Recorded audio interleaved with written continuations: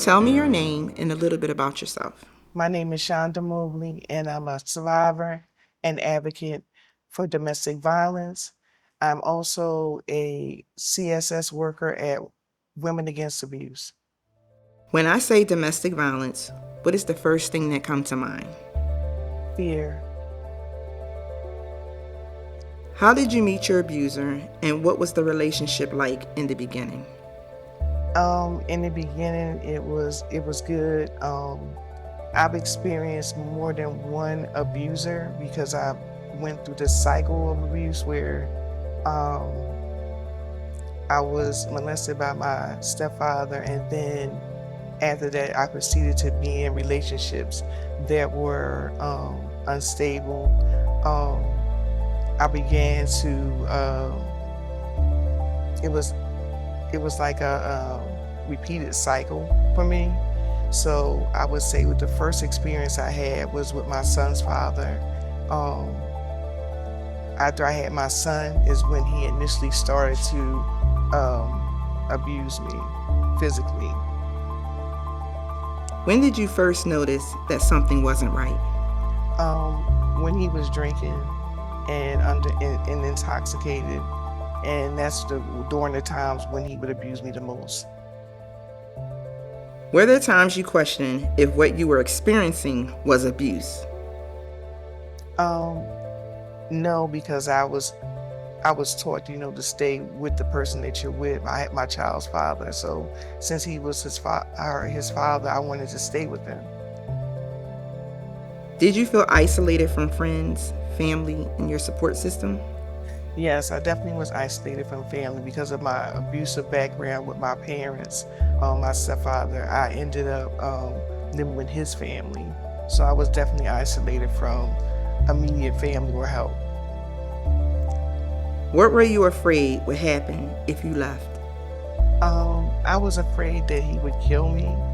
Um, he came close to it during our relationship.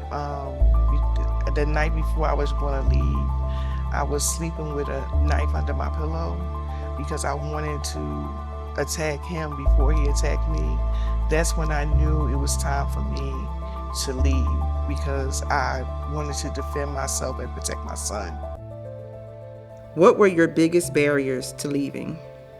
The biggest barriers for me was where was I going to go?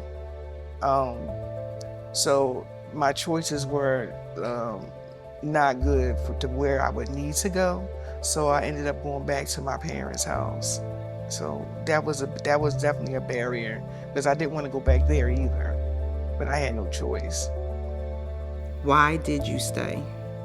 I stayed because I felt like in this relationship that my being with the father was what I was taught, to stay in the relationship. I didn't want to stay, but fear led me to stay.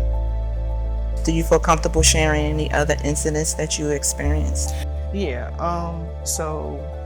Uh, my husband, I was married for 6 years, and he was also abusive, physically, mentally, and he was also a person that was on drugs and alcohol. And so I never knew what it was going to be like when he came home because he was a functional addict. So one day he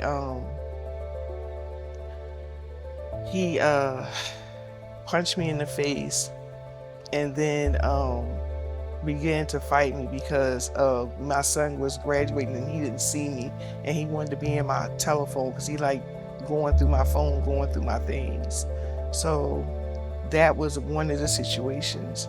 The other one situation was I was living with a guy and he decided that he was going to kill me. I was at an end. He was strangling me. He beat me from room to room, bust my mouth and put me in. He put a rag in my mouth and started to strangle me. At that point in my life, I thought I was going to die. But what he did was, it was like God intervened and he collapsed, and I'm still here today. What resources or support systems help you get out? I use the legal system with why to help me get out of the situation with my ex-husband.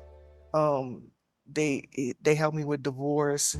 They help me with other resources to guide me in the steps to being self-sufficient on my own. What has your healing journey looked like since leaving? Well, my healing journey has been great. I love doing what I do at Y. I am an advocate for them. I go out in the community and share my story. And I also love doing what I do with helping other people and giving back to my community. What would you tell someone who is currently in an abusive relationship? To love yourself first and to make sure that you get out safely. What are some of your accomplishments since you moved from survivor to thriver? Well, the accomplishments I actually started writing a book about my story, and also I work with Y, and I've also been out in the community for over 15 years, advocating for different women, and even if it's a man also, I definitely want to advocate for them as well. Do you believe there's life after domestic violence? Yes, definitely. There's hope. I believe in things that you're going to be able to succeed. Just give yourself a chance. Thank you.